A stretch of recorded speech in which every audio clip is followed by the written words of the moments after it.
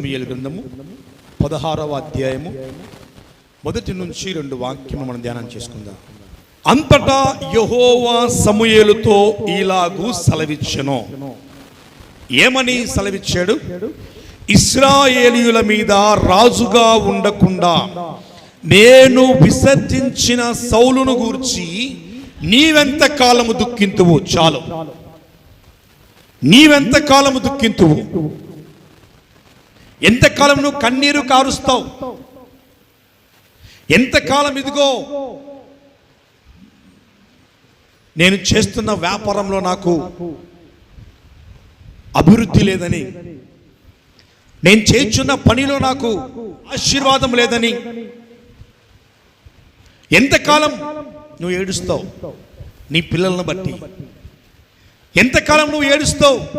నీ కుటుంబాన్ని బట్టి. సౌలును గూర్చి సమూయేలు ఏడుస్తూ ఉన్నాడు. ఏడుస్తూ ఉన్నటువంటి సమూయేలుతో దేవుడు మాట్లాడుతున్నాడు. సమూయేలు, నీవు ఎంతకాలం నువ్వు ఏడ్చుకుంటూ కూర్చుంటావు? నీ పరిస్థితిని చూసి ప్రతి ఒక్కరు కూడా ప్రస్తుత దినాల్లో ప్రతి కుటుంబంలో ఏడుపు లేని కుటుంబం లేదండి. ఏడుపు లేని కుటుంబం లేదు. అనారోగ్యాల చేత ఎందరో ఏడుస్తూ ఉన్నారు.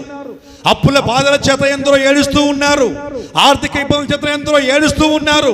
కుటుంబంలో సమాధానం లేక ఎందరో ఏడుస్తున్నారు. జీవితంలో నెమ్మది లేక ఎందరో ఏడుస్తున్నారు. కుటుంబాల మధ్య ఐక్యత లేక ఎందరో ఏడుస్తూ ఉన్నారు.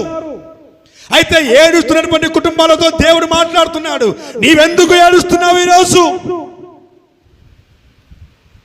ఏడ్చే దానికంటే ఆయన నీతో చెప్పింది చేయి. ఆయన నీతో చెప్పింది, దేవుడు చెప్పింది చేస్తే సమస్యలు తీరుతాయి. దేవుడు చెప్పింది చేస్తే నీ కన్నీరు ఆగుతుంది. దేవుడు చెప్పింది చేస్తే నీ దుఃఖం నాట్యముగా మారుతూ ఉంది. దేవుడు చెప్పింది చేస్తే తల దించుకున్న నీ తల పైకి ఎత్తుకొని నువ్వు నిలబడతావు. దేవుడు చెప్పింది చేస్తే అపజయము నుంచి నువ్వు బయటపడతావు. దేవుడు చెప్పింది చేస్తే నీలో ఉన్న నిరాశ, నిస్పృహ, నిరుత్సాహము పోతుంది. సమూయేలు ఏడ్చింది. నీ ఏడు పాపే. దేవుడు చెబుతున్నాడు, నీ ఏడు పాపే సమూయేలు.